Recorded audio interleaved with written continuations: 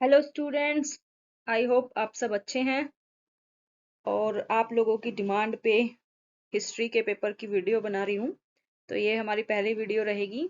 हमारा जो पेपर है हिस्ट्री ऑफ इंडिया 1200 टू 1550, इसकी जो पहली यूनिट है foundation expansion and consolidation of the sultanates of Delhi 1300 to 1500 century. पहली इकाई है 13वीं से लेकर 15वीं शताब्दी के बीच में दिल्ली के सल्तनतों की स्थापना, विस्तार और सुदृढ़ीकरण। तो इसमें हम दिल्ली में बेसिकली कैसे सल्तनत पीरियड स्टार्ट होता है उसके बारे में हमें उन्होंने कितना विस्तार किया, उनकी स्थापना कैसे हुई, कितना कौन से राज्यों को उन्होंने जीता, यानी कि अपने जो सल्तनत है उसको आगे कैसे बढ़ाया और कैसे उसको मजबूत किया। सुदृढ़ीकरण का क्या मतलब होता है, उसको और ज्यादा कैसे मजबूत किया। तो ये हम इस पेपर में इस यूनिट में हम पढ़ने वाले हैं। तो चलिए स्टार्ट करते हैं। सबसे पहले हम स्टार्ट करते हैं कि दिल्ली सल्तनत की जो स्थापना है वो किसने की, फाउंडेशन उसका हम देखते हैं। दिल्ली सल्तनत का मतलब हम देखते हैं कि भारत में किस तरीके से तुर्क लोगों का जो है यहाँ पर आगमन होता है और कैसे हमारे यहाँ पे जो मुस्लिम जो साम्राज्य है वो स्थापित होता है भारत में। ठीक है, जैसा कि हम जानते हैं जब भारत में सल्तनत पीरियड की स्थापना होती है तो उससे पहले भारत में किसका शासन था, हमारे यहाँ पर पृथ्वीराज चौहान का शासन था। तो 1191 और 1192 ईस्वी में तराइन के दो युद्ध लड़े जाते हैं। ठीक है, इन दो युद्धों में बेसिकली ये जो दो युद्ध होते हैं वो किस किस के बीच होते हैं, पृथ्वीराज चौहान और मोहम्मद गोरी के बीच में। पहले युद्ध में पृथ्वीराज चौहान मोहम्मद गोरी को हरा देते हैं, जिससे वो उनका जो प्रदेश था गौर प्रदेश वो वापस भाग जाते हैं। लेकिन अगले ही साल 1192 में वो दूसरा युद्ध होता है जिसमें मोहम्मद गोरी पृथ्वीराज चौहान को हरा देते हैं और उनकी हत्या कर देते हैं। इसके पीछे एक बहुत बड़ी आ, हम बचपन से ही सुनते आ रहे हैं, आप लोगों ने भी सुना होगा। एक अच्छी स्टोरी सुनाते हैं हमारे बड़े बूढ़े, बहुत बार उनको भी पता है इसके बारे में कि जब मोहम्मद गोरी पृथ्वीराज चौहान से पहली बार 1191 में हार जाते हैं तो वो बोलते हैं, पृथ्वीराज चौहान उनसे बोलते हैं कि बोलो तुम्हारे साथ क्या किया जाना चाहिए। उन्हें बंदी पृथ्वीराज चौहान मोहम्मद गोरी को बंदी बना लेते हैं। तो मोहम्मद गोरी बोलता है कि जो एक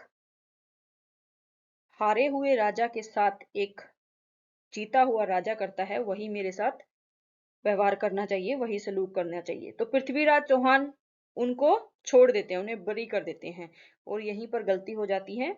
बरी होने के बाद वो अगले साल फिर से अपनी सारी ताकत जुटा करके 1192 में फिर से आक्रमण करते हैं पृथ्वीराज चौहान पे। और इस बार क्या है, पृथ्वीराज चौहान को वो बंदी बना लेते हैं। फिर मोहम्मद गौरी उनसे पूछते हैं, बताओ पृथ्वीराज चौहान तुम्हारे साथ क्या किया जाना चाहिए।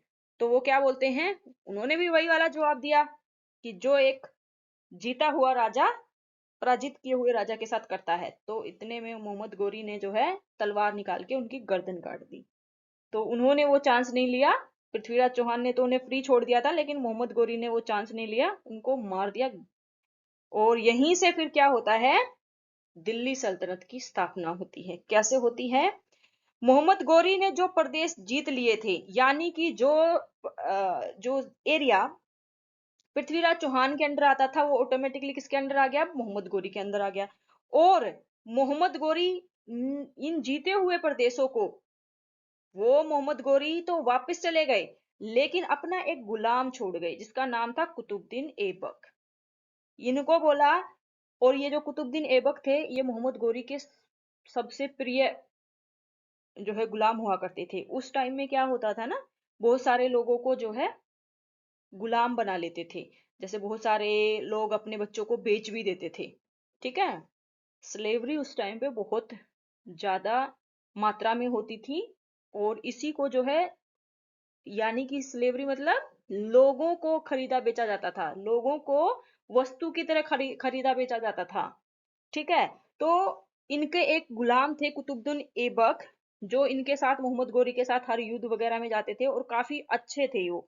युद्ध वगैरह में भी, प्रशासन करने में भी, उन सब में भी बहुत अच्छे थे ये। मोहम्मद गोरी के और भी गुलाम थे, लेकिन कुतुबुद्दीन ऐबक पे इनका सबसे ज्यादा भरोसा था। तो वो क्या करते हैं, मोहम्मद गोरी खुद तो वापस लौट जाते हैं, कुतुबुद्दीन ऐबक को भारत का जो है कार्यभार सौंप कर चले जाते हैं कि भाई मैं तो जा रहा हूं, अब तुम संभालो इसको। जैसे ही वो यहाँ से जाते हैं तो 1206 ईस्वी में क्या हो जाता है, मोहम्मद गोरी की मृत्यु हो जाती है। मोहम्मद गोरी जो है मर जाते हैं। और उसके बाद से मोहम्मद गोरी की, जैसा कि पहले क्या होता था, राजा का बेटा राजा बन जाता था, या उसका जो एम्पायर था, जो साम्राज्य था, उसको उसका बेटा संभालता था। लेकिन मोहम्मद गोरी की कोई संतान नहीं थी। संतान ना होने की वजह से वो ऑटोमेटिकली क्या आ गया, कुतुबुद्दीन ऐबक के अंडर में जो भारत का शासन था वो किसके अंदर आ गया, कुतुबुद्दीन ऐबक के हाथों में आ गया। ठीक है। और कुतुबुद्दीन ऐबक के साथ ही 1206 ईस्वी में भारत में दिल्ली सल्तनत की स्थापना होती है। और पहला जो है सल्तनत जो स्थापित होती है उसको हम दास वंश बोलते हैं।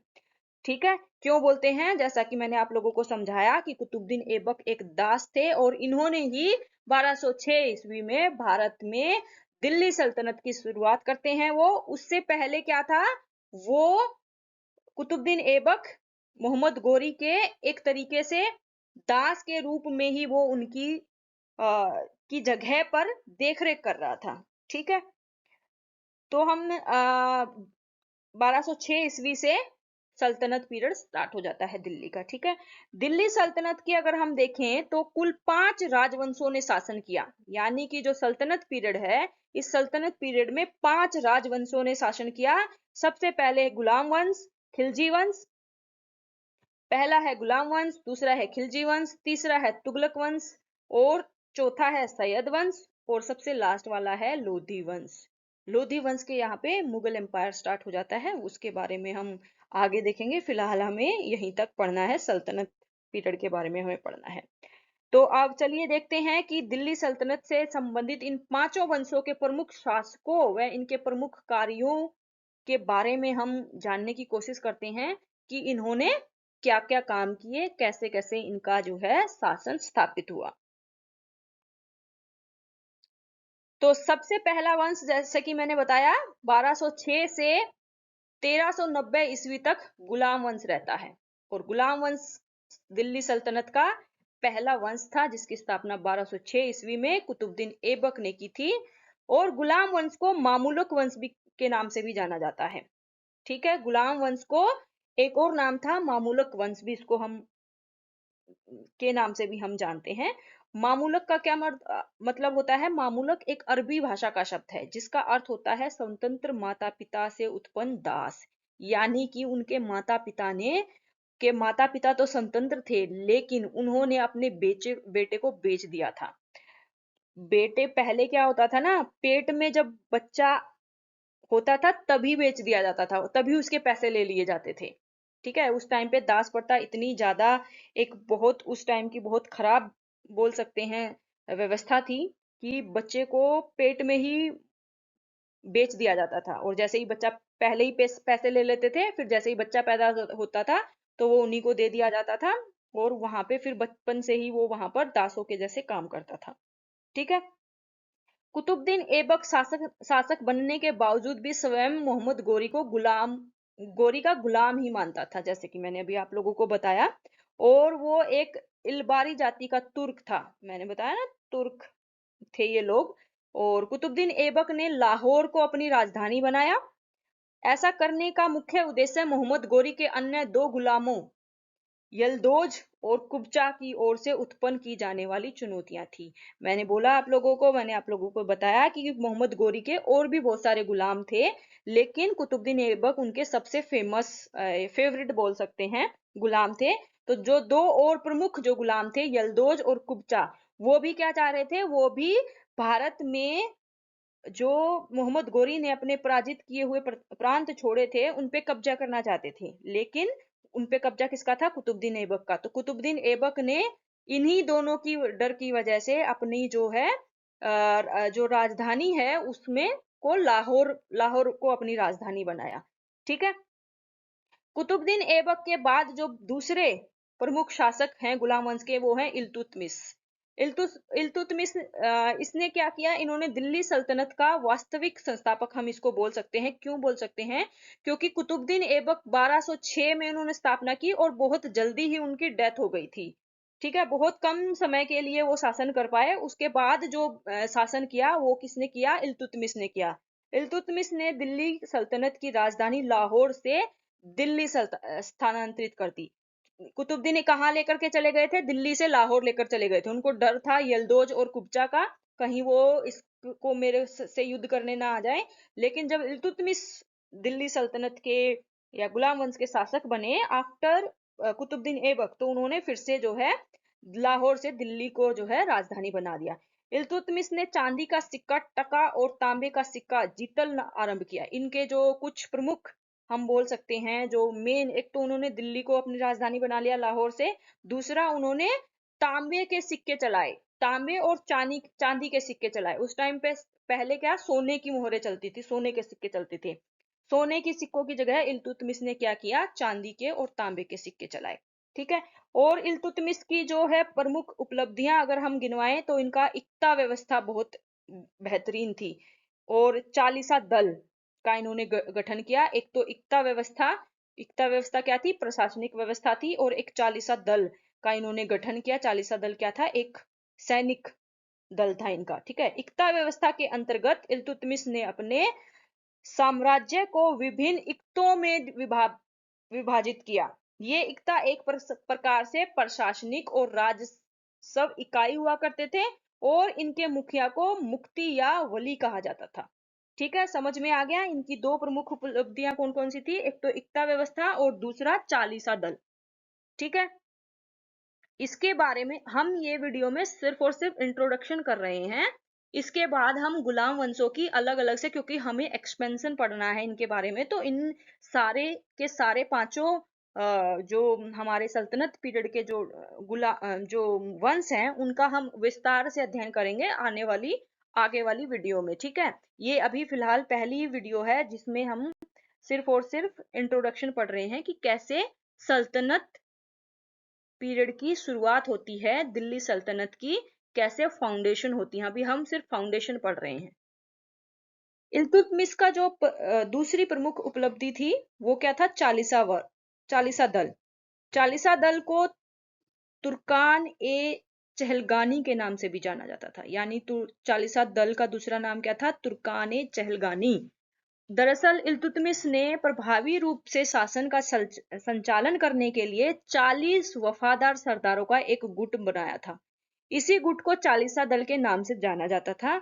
और आगे चल के इस चालीसा दल को बलबन ने समाप्त कर दिया था। बलबन क्या थे? एक आगे आने वाले दूसरे गुलाम वंश के शासक थे। ठीक है, जिन्होंने चालीसा दल को खत्म कर दिया था। चालू किसने किया था? इल्तुतमिश ने किया था। ठीक है।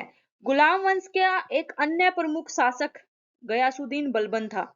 बलबन से संबंधित प्रमुख बिंदुओं में उसकी लौह और रक्त की नीति, उसका राजस्व का सिद्धांत, मंगोलों से रक्षा करने की उसकी रणनीति, अपने दरबार में फारसी प्रथाओं का प्रचलन इत्यादि शामिल है। यानी कि बलबन की क्या क्या प्रमुख विशेषताएं थी? बलबन ने क्या क्या प्रमुख कार्य किए? एक तो उनकी लौह और रक्त की नीति, उनका राजस्व का सिद्धांत, मंगोलों से उन्होंने अपने राज्य की कैसे रक्षा की। ठीक है। उसके दरबार में उन्होंने फारसी प्रथाओं को ज्यादा प्रचलित किया। और बलबन का जो राजस्व का सिद्धांत के तहत यह घोषित किया गया कि सुल्तान धरती पर ईश्वर का प्रतिनिधि है, नियाबते खुदाई तथा ईश्वर की छाया जिल्ले हिलाही होता है और सुल्तान को निरंकुश होना चाहिए। यानी कि इल्तुतमिश ने शासक को ईश्वर का प्रतिनिधि बनाया और प्रतिनिधि बताया, और क्या बोला कि अपने राज्य में लॉ एंड ऑर्डर मेंटेन करने के लिए शासक चाहे जो मर्जी करना चाहे वो कर सकता है, निरंकुश होना चाहे तो वो निरंकुश भी हो सकता है, यानी कि अथॉरिटेटिव। ठीक है। निरंकुश क्या मतलब होता है? चाहे उसे जो कुछ भी करना पड़े अपने राज्य के लिए वो कुछ कर सकता है। बलबन ने फारसी प्रथा के अनुरूप अपने दरबार में सिजदा और पैबोस नामक प्रथाएं प्रचलित की। घुटनों के बल सुल्तानों के सामने बैठना सिजदा कहलाता था, यानी कि सजदा, जिसको हम आम लैंग्वेज में बोलते हैं सजदा करना। जबकि सुल्तान के सिंहासन के पास जाकर पेट के बल लेटकर सुल्तान के चरण चूमना पैबोस कहलाता था। ये दो प्रथाएं उन्होंने स्टार्ट की। ठीक है, एक तो जो सुल्तान है उसके सामने क्या करेंगे, सजदा करेंगे, के सामने लेट करके उनके चरणों को चूमेंगे, जिनके दो अलग अलग नाम थे, सिजदा और पैबोस।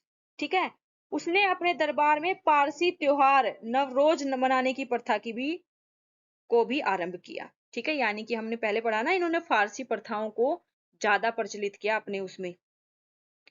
ये हमारा किसके बारे में पढ़ रहे थे हम, गुलाम वंश के बारे में। इनके बारे में डिटेल से आगे आने वाली अलग से वीडियो बनेगी, उसमें हम डिस्कस करेंगे।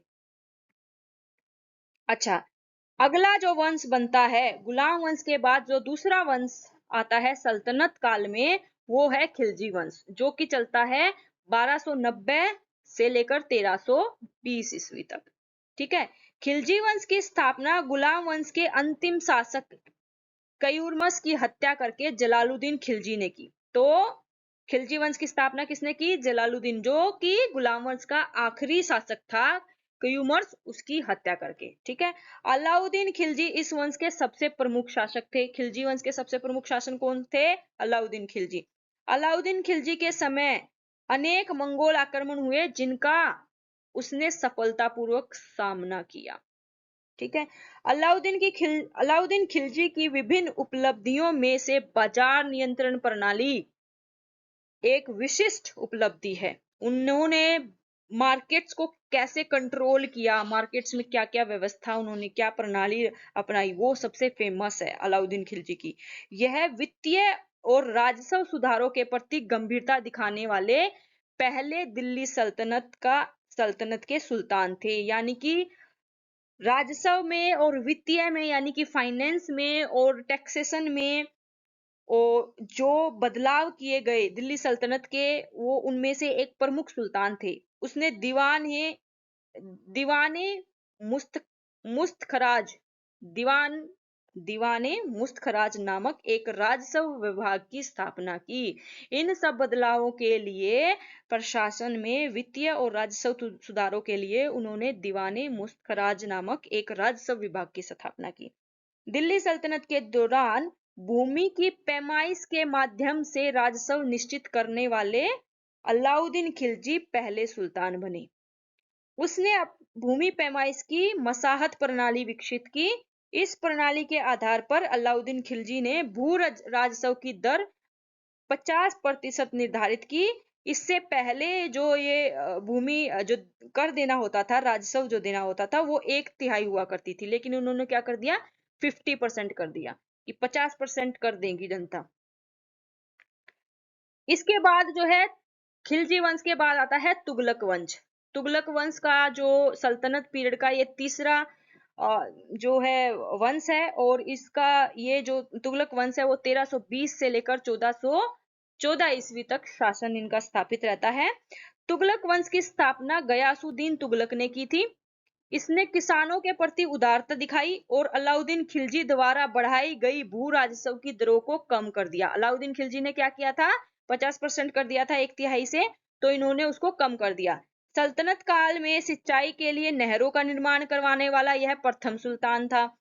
सूफी संत निजामुद्दीन औलिया ने गयासुद्दीन तुगलक को ही कहा था, हुनुज दिल्ली दुरस्त, अर्थात अभी दिल्ली दूर है। अभी दिल्ली दूर है, हम बहुत मुहावरा यूज करते हैं ना इसके लिए, तो वो किसके लिए यूज किया गया था, वो इन्हीं के लिए, गयासुद्दीन तुगलक के लिए ही निजामुद्दीन औलिया ने ये मुहावरा जो उनके लिए यूज किया था कि अभी दिल्ली दूर है, हुनुज दिल्ली दुरस्त। मोहम्मद बिन तुगलक इस वंश का एक अन्य प्रमुख सुल्तान था। जियाउद्दीन बर्नी मोहम्मद तुगलक के शासनकाल की 5 प्रमुख घटनाओं का उल्लेख करते हैं। जियाउद्दीन बर्नी बताते हैं कि मोहम्मद तुगलक के शासनकाल में कौन सी ऐसी 5 प्रमुख घटनाएं हुई थी। उनके अनुसार मोहम्मद तुगलक ने 1325-1326 ईस्वी में दोआब क्षेत्र में कर वृद्धि कर दी थी। ठीक है, उन्होंने सबसे पहली घटना क्या थी, 1325-26 में उन्होंने क्या कर दी, जो दोआब का जो रीजन था उसमें क्या कर दिया, कर वृद्धि कर दी। उसने 1327 ईस्वी में देवगिरी को अपनी राजधानी बना लिया, यानी कि अब तक राजधानी कौन सी थी, दिल्ली थी। इन्होंने क्या कोशिश की कि मैं दिल्ली को बदल करके देवनागरी अपनी राजधानी बनाऊंगा। देवनागरी कहाँ है, हमारे साउथ में पड़ता है, ठीक है। 1329 ईस्वी में उसने सांकेतिक मुद्रा का प्रचलन किया। उन्होंने सोने चांदी की जो मोहरें बनती थी उसकी जगह पर कुछ सांकेतिक मुद्रा को का प्रचलन किया, और वो भी एक तरीके से फैल रहा था। इनका राजधानी परिवर्तन भी बहुत एकदम से फैल रहा था। और 1332-34 ईस्वी के दौरान उसने खुरासान का अभियान किया था, और इसी अवधि के दौरान उसने कराचील का अभियान भी किया था। ये अभियान का मतलब उन्होंने एक्सपेंशन युद्ध लड़े थे, ठीक है। तो ये कुछ उन्होंने काम किए थे जो कि जियाउद्दीन बर्नी ने इनको डिस्क्राइब किया है कि मोहम्मद बिन तुगलक के टाइम में ये काम किए गए थे।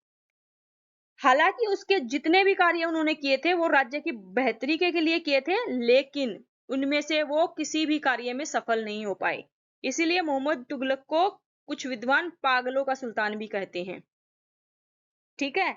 क्यों कहते हैं कि दिल्ली से लेके चले गए राजधानी देवगिरी, और लेकर के भी किस टाइम पे गए थे, बारिश के टाइम पे। आधे दिल्ली कहाँ है, साउथ कहाँ है, उस टाइम पे जहाज थोड़ी चलते थे, एरोप्लेन थोड़ी ना चलते थे उस टाइम पे, हाथी घोड़ों पे चल करके गए, आधे लोग पैदल गए। और इतना ज्यादा वेदर की मार, और उसकी वजह से क्या हुआ, आधे लोग बीच में ही मर गए, और आधे लोग बीच में ही मर गए। वहां पे जो पहुंचे तो उनमें से ज्यादातर बीमार हो गए तो तुरंत तुरंत वहां से फिर दोबारा से उठा करके भगे कि चलो भाई यहाँ पे तो काम सही से नहीं हो पा रहा है, फिर से दिल्ली चलो। तो बहुत सारे लोग मारे गए, इसीलिए इनको पागल। और मुद्रा, सोने के चांदी के सिक्के की जगह पे इन्होंने जो है एक तरीके से दूसरी मुद्रा चला दी, और तांबे के सिक्के चला दिए। उससे क्या किया, लोगों ने घर में ही बनाने स्टार्ट कर दिए वो। तो इसीलिए बहुत ज्यादा उनको ये जो है बहुत, जो इनकी जो 4-5 जो भी इन्होंने बदलाव लाने की कोशिश किए थे सब विफल हो गए। फिर उसके बाद फिरोज शाह तुगलक एक अन्य प्रमुख तुगलक सुल्तान थे। इसने स्वयं को आदर्श मुसलमान सिद्ध करने की हर संभव कोशिश की। इसने पुरी के जगन्नाथ मंदिर और कांगड़ा के ज्वालामुखी मंदिर को नष्ट कर दिया था। फिरोज शाह तुगलक ने ब्राह्मणों पर भी जजिया कर लगा दिया था। इसने गुलामों के लिए एक पृथक विभाग दीवाने बंदगान की स्थापना की थी, यानी कि मुसलमान गुलामों के लिए अलग से एक विभाग बना दिया, दीवाने बंदगान, ठीक है। फिरोज शाह तुगलक को जो है बहुत ही एक कट्टर सुल्तान कहा जा सकता है, माना जाता है, क्योंकि इन्होंने बहुत अपने आप को मुसलमान दिखाने के लिए बहुत सारी कोशिशें की, और हिंदुओं के जो मंदिर थे जैसे कि जगन्नाथ मंदिर, कांगड़ा मंदिर के उनको नष्ट कर दिया। इसके बाद आता है सैयद वंश। सैयद वंश जो है ये चौथा वंश था सल्तनत पीरियड का। दिल्ली की सल्तनत में ये चौथा वंश था सैयद वंश, जो कि 1414 से लेकर के 1451 तक शासन करता है। सैयद वंश की स्थापना खिरिज खां ने की थी। उसने रयत आला की उपाधि धारण की थी। एक अन्य सैयद वंश शासक मुबारक शाह ने याहिया बिन सरहिंदी नामक लेखक को संरक्षण प्रदान किया था। इस लेखक ने तारीख मुबारक शाही नामक पुस्तक भी रचना की थी। इन सब के अभी खाली हम इंट्रोडक्शन पढ़ रहे हैं। तो सैयद वंश की स्थापना किसने की थी, खिरिज खां ने की थी। इसके और कौन से शासक रहे, उस टाइम में क्या क्या कार्य हुए, वो हम दूसरी वीडियो में करेंगे। अब आ जाते हैं हम दिल्ली सल्तनत के आखिरी वाले वंश में। ये है लोधी वंश, जिसकी स्थापना होती है 1451 में, और ये जो वंश है वो शासन करता है 1526 ईस्वी तक। लोधी वंश की स्थापना बहलोल लोधी ने की थी। बहलोल लोधी एक अफगान था, और लोधी वंश दिल्ली सल्तनत का पहला अफगान बंद था। इसके बाद सिकंदर लोधी शासक बने, यानी कि बहलोल लोधी के बाद कौन शासक बने, सिकंदर लोधी।